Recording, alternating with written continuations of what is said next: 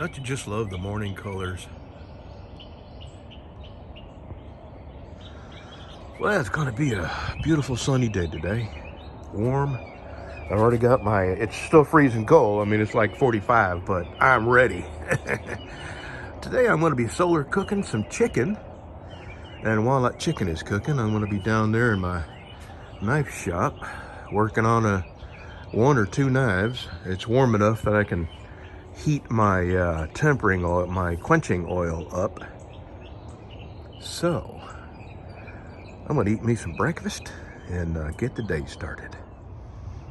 All right, I'm not cooking anything yet. I just put it out here to get it. The sun is just not up high enough yet. It's still early morning and I'm still working on my coffee. And yeah, I had to go ahead and cover my summer uniform up because it is still cold. So I'm warming this up some. And in the next hour or so, I'll get my chicken out and season it and all that. Get it in the dish and get it in the solar oven. But I want to tell you this. There's another type of solar oven out there. It's called Sol Cook, S-O-L Cook. And it's less than $100. I think it's in the mid 80s or like maybe 79, 80 bucks, 85 in that neighborhood. I'll have to go back and look, but it piqued my interest. And I've watched some videos and people seem to have real good luck cooking in it. Well, I wrote, my rule is I don't review anything that I don't buy myself because I get so many offers from so much junk that I just have to, draw the line somewhere. I did fall for the flashlight thing many, many years ago, but I gave away all the flashlights when I reviewed them. But I don't even do that. And now there's this cheap junk plastic air compressor battery charger thing that I get 2 or 3 emails a day wanting me to review it. And I just delete. And so anyway, my point is, my rule is that I don't take things in exchange for a review. However, I reached out to the person that owns this company. I think he's the owner of the company.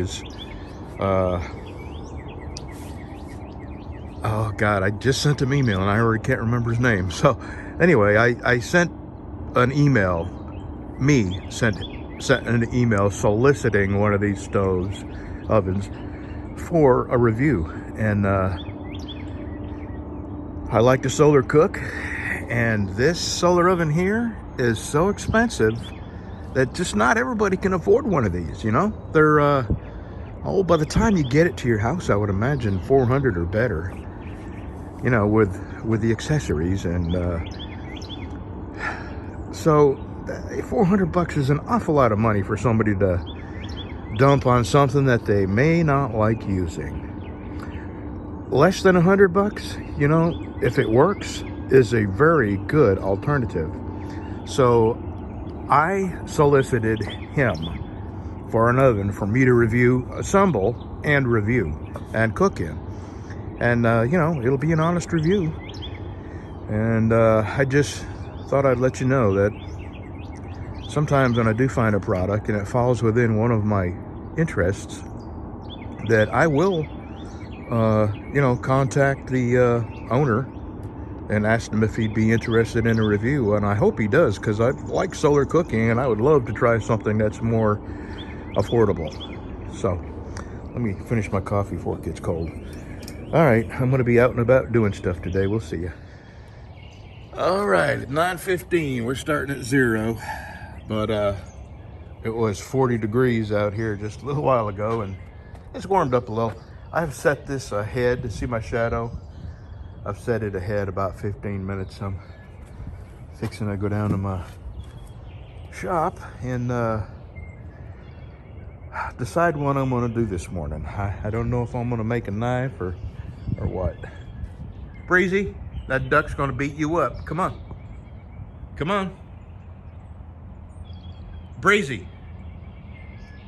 I gotta go get that dog. That duck's gonna beat his ass. Okay, I'm starting to make a guard for this Texas 45. And I've been out here probably an hour, so I meant to go a half hour ago check on my the alignment of my solar oven. So I'm gonna go do that now and then come back and finish fitting the guard. All right, I'm gonna let you in, but don't go pestering the duck. You know how he gets. This is mating season. Okay, so I wasn't that far behind here. Up to about 2.25 in just an hour. So preheating it really does help. Let me be sure I don't fall off my block. This driveway's at an angle here. So, since I got a good start on heating it up, I'm gonna give it about 20-25 minutes ahead of the sun, and I'll be back in about 45 minutes. Okay, Breezy, I'm going back to the shop. You coming? Are you a handsome boy? Are you a handsome boy? Huh? Look at that handsome boy. Look at that handsome boy. Okay. You see the little bit of a gap I have there?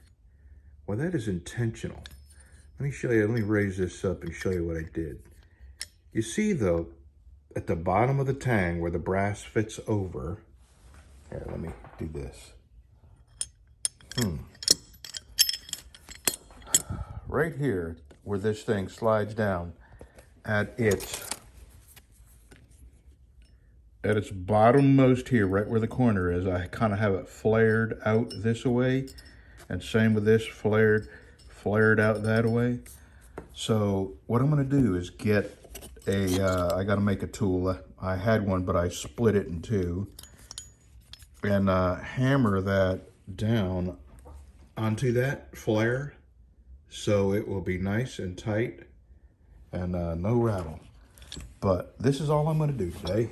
I'm going to go adjust my chicken, and then I'm going to go and do a couple things for my Southern Cruisers Riding Club. I have a lot of people that are riding with us, but some of these people haven't made the commitment to join. And right now we have, I think, 8 members. And you know, when I took this over, there were 0 active members. It was basically me and my wife. And slowly but surely, we've gotten a few people to join. And you know, I really want to turn this into a club that goes places and does things. So I'm going to go adjust my chicken, and then I'm going to go in and I'm going to do a couple things on the officers page of the Southern Cruisers Riding Club. And then I'm going to put something on Facebook, our local Facebook page here, encouraging those that have ridden with us to join the Southern Cruisers. That way they can be notified of all the things we do and the charities we ride in and support. And when I have a ride, I can notify them directly instead of putting it on Wascom's Facebook page. And eventually Wascom is going to get tired of me, even though every single day, all day, every day, they have restaurants that put their advertisements on that page. And they don't seem to get sick of that. I had a meme removed the other day. I want to tell you this about racism. Let me sit back a minute. I did a meme the other day. I thought it was hilarious. It was somebody getting carjacked. And I wrote, you know, I made them. I do make memes. I make funny memes and I put them on Facebook. That's what I do. And some of my friends, I send them to my friends. And Salty Shellback sees them, and a couple other people see them before I ever put them on Facebook. Well, I made this meme. It was a picture of a guy clearly getting carjacked. And on it, I wrote, what do you call it when you've been carjacked by a white guy? Or when your car's been stolen by a white guy, what do you call it? A cracker jacking. So I thought that was funny. And I can say cracker. I'm a white guy. It's just like when black folks use the N-word. It's funny when they do it. I mean, it's verboten for us, for white folks, but it's funny. Why can I? Why? You know, humor is the common ground in any race, religion, or gender. Humor is something that we all possess and understand, and people have gotten so touchy-feely that the slightest bit of humor that they can somehow wring racism out of it. Well, anyway, I had that beam removed. They said it was racist. How is it racist? A white guy making a joke about a white guy stealing a car, calling it a Cracker Jack. You know, just so that brings me to I've said other things. Like I've called in Shreveport, they have this a huge dilemma. It is a giant problem. And everybody in Shreveport is trying to figure out a way to fix this problem. And it's young kids, some of them are in their middle 20s, gangbangers, driving up and down the road, shooting into houses, shooting people sitting in their cars, carjacking people. It's an epidemic at Chicago levels of violent crime. Well, I called those people that are doing that savages and beasts. And somebody interpreted that as me meaning something racist. Well, that's not what I said. I didn't mention race. So I don't give a crap anymore if I know what I am and I know what I'm not. And if you misinterpret something I say, that's on you. I don't care. I am a realist, and people who go around randomly shooting innocent people are savages. And that's all there is to it. And if you want to include race, go ahead, you know. If that means something to you about race, that means something to you, not me. I didn't say white race or black race or Indian or Asian. I didn't mention race. I said Shreveport is having an epidemic of incredibly violent, random crime targeting completely innocent people who have nothing to do with the gang world. And the entire city is suffering because of it. And then, because the Democrats all wanted to defund the police, crime tripled and quadrupled overnight. They're like 90 cops short in a town that desperately needs heavy police protection. So, you know, you can lay the blame for this directly at the feet of Democrats who were virtue signaling defund the police because it was the cool thing to yell and it would get you reelected. They got what they asked for. They lost a lot of police. And now that the crime is touching every corner of Shreveport, now they're blaming the police. Can you believe it? And I'm telling you, the city council over there is just like watching a ridiculous clown show. And corruption, there's major corruption. There's been so many people arrested that are on the city council for, you know, feeding themselves tax money. And it's a nightmare. And the people that are committing the violent crimes against innocent people are savages and beasts. And I don't care what you make of that. If you want to call it racist, you call it racist. I'm not. So, moving on. This wasn't going to be about that. But the fact that they removed a freaking meme of me calling a white carjacker a cracker jacker, it's just, good Lord.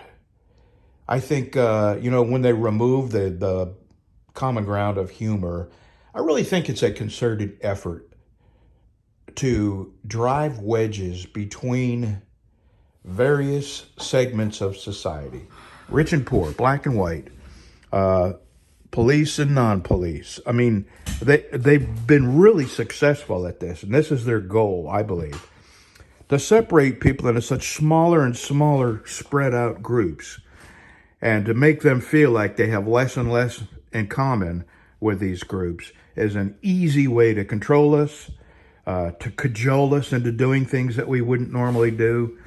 And the bottom line is, when you step back and look at the big picture, we all have flesh, we all have blood, we're all pumping hearts put on this earth by the same creator who loves us all the same amount, and we are succumbing to the devil's division. And to me, in my mind, it's the Democrats that are pushing this the hardest. Don't get me started on Republicans. Republicans have their own faults. But let's just say politicians as a whole have successfully divided us. And it's becoming so serious that we are all suffering from it now, the division. And you can't even make a funny meme that 5 years ago everyone would have laughed at, because it's funny and not racist. And now every little delicate soy boy, man bun, tight pants, skinny jean wearing Fruity Loop out there is just running around desperate for things they can point their finger at being racist or intolerant, or even though, you know, you really got to stretch to find something racist about that or intolerant. It's just funny. And that's most of the humor now. You can't hold a door open for a woman without being a sexist. You know, if you're on a subway and there's a pregnant lady and you stand up and let her have your seat in a crowded subway, you're mansplaining, or, you know, whatever the latest catchword is now for being a decent person and a gentleman and a kind-hearted person. It's just the world is backwards and upside down. Anyway, I said I'd shut up. I'm gonna go check my chicken. Say that slow. And adjust the solar oven, and spend a little time working on my Southern Cruisers Club. And tomorrow it's gonna rain. I'm gonna be back out there tomorrow and do some more work on that. That's some real good progress. I'm happy. My first one, God, it took forever to get this to fit right, and this one's fitting right away. So yeah, it's really coming along. I'm gonna work on this tomorrow. I'll be back. We'll see you. Actually, I'll show you the chicken when it's done. All right, I started this at like 12 after 9, and it's about 275. I can't even see it. My sun is reflecting in my eyes. 275, and it probably would heat up quicker, but that chicken was frozen when I put it in there, and I have not been diligent about aiming this. So there we go. It's aimed 275. It's 11:11. So you know, 9 to 10, 10, 11. Yeah, 2 hours. 2 hours, not bad. 275. It'll get up to 300 here any minute now, and I just let it simmer and bubble till this afternoon. Okay, let me go do some work on my Southern Cruisers. Okay, 11:52, and we're just a tick over 300, like 305 or so. And I haven't moved this, so I could probably let this, if I move it, you know, like, I'll show you the shadow, like about this. See the little gap there between that leg and this leg? That's like about 45 minutes of plenty of sunshine. Plus, you know, in the winter, with outside temperatures lower, you'd want to be a little more diligent about aiming this. I sure hope that fella at, what is it, All Seasons Solar Cooker? Soul Cook, S-O-L Cook is his Amazon name. But I hope he sends me an oven, because I do like experimenting with different ovens, and you can buy it through Amazon. I just checked the price. It's $74 and $12 shipping. That is not bad. So if it is, you know, if it works half as good as that, it's worth $74. You could cook anything at 250 degrees, And I've watched a few videos, and there has been plenty of people cooking chicken in it. So, okay, I'm going to sit here. I'm going to drink my orange drink. And I just did some work on my, holy Jesus God Almighty. I just did some work on my Southern Cruisers Facebook page, and I did a few things to try and entice people to join us. And we'll see. I'm really trying to grow this club. And at some point, I'm only going to be inviting the people that are members of the Southern Cruisers to ride with us. I mean, and by that I mean I'm not going to exclude other people, but I'm not going to be actively putting our rides everywhere just to get people to ride with us. We had a guy the other day that rode with us, and he said he was relieved at our first stop. He said he was relieved. He was kind of worried that we were going to go faster than he was comfortable going. And so today on We Are Wascom, the local Facebook page, I made sure people realize that we ride at a safe speed and for a length of time that most riders would feel comfortable riding. Some people need a break every 50 or 60 miles, and that's not a problem. And, you know, nobody rides a motorcycle because it's their job or, well, some people ride it to work and stuff like that. But anybody who's riding for leisure enjoyment is not in a hurry.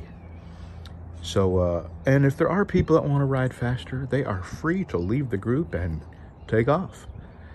And we ride slow. There's no doubt about it. We ride slow. We take off slow from stop signs so everybody can catch up, and we stop frequently so everybody can stretch their legs and nobody suffers. And I made that obvious in this last post on the We Are Wascom Facebook page.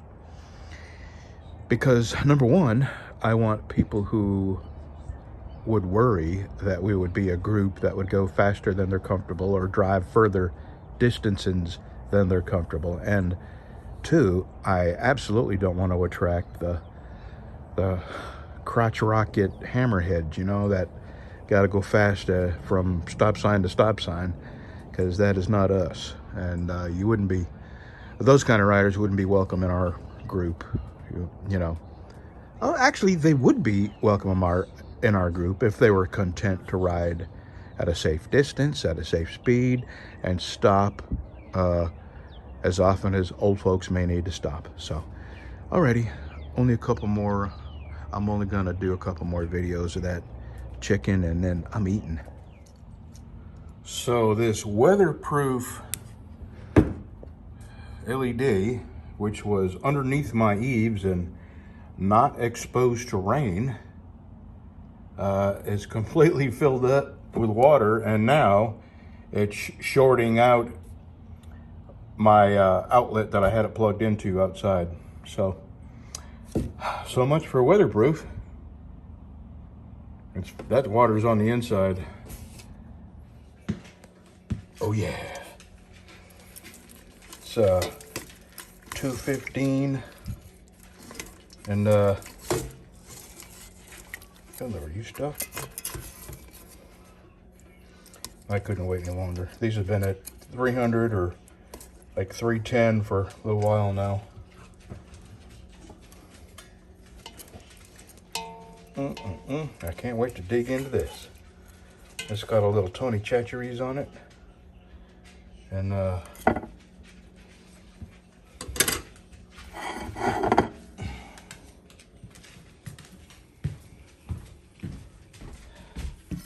me get a fork. Okay, I almost didn't want to stop to record this, so let me give you the money shot here. God, this is good. I don't know what it is about solar cooked food. It's got to be mental. The fact that you sit around and, you know, all day you're messing with it. And I don't think I mentioned it, but it's about, I did mention it. It's a little after 2. So these took probably, to get this done tender, fall off the bone. I mean, fell off the bone. So about 4 hours, about an hour to heat it up, because these were semi-frozen when I put them in there this morning. You know, we took them out last night, set them on the counter for a couple hours, and then put the package in the fridge, and then this morning set it on the counter for a couple hours. And when I put them in the pan, they were still mostly semi-frozen. All right, I'm gonna eat. We'll see you.